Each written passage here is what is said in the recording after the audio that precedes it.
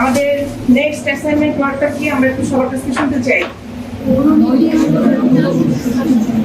কয় তারিখে জমা দিতে হবে? 18 তারিখে। পরীক্ষা কয় তারিখে? 20 তারিখে। অ্যাসাইনমেন্টের কার্যক্রমগুলো আমরা জানি, গুরুত্ব জানি, আমরা অ্যাসাইনমেন্ট করলে কি কি হবে সকল কিছু জানি, তাই না? তাহলে আমাদের এবার কি হয়েছে, জানা আছে, বোঝা আছে, এখন শুধু কাজটা নিজেকে করতে হবে। 18 তারিখে সবাই আশা করছি এখানে যারা আছো বা নতুন যারা ভর্তি হবে সবার জন্য একই ডিরেকশন, সেটা হচ্ছে অ্যাসাইনমেন্টটা করতে হবে।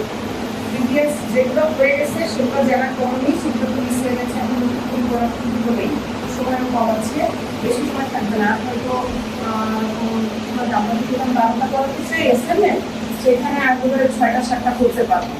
ঠিক আছে, আমি একেবারেই এটাতে এত গুরুত্ব দিতে চাই কোনোভাবেই যেন একটা অ্যাসাইনমেন্ট ছুটে না যায়।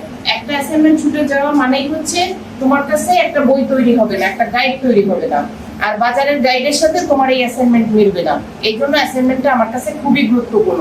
ছোট ছোট টিকা আকারে যে কোশ্চেন আছে সেটা কমন করবে।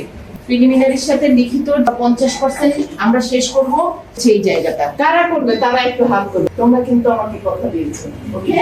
সবাইকে করতে হবে, জানি সবারই ব্যস্ততা আছে, কারণ এই যে সে চাকরির একটা থাকে, পরিবার থাকে, টিউশন থাকে, নিজের ব্যক্তিগত কিছু থাকে, পড়াশোনা থাকে, চাকরির প্রস্তুতির বাইরেও কিছু পড়াশোনা থাকে, আমি এটা খুব ভালো করে বুঝি।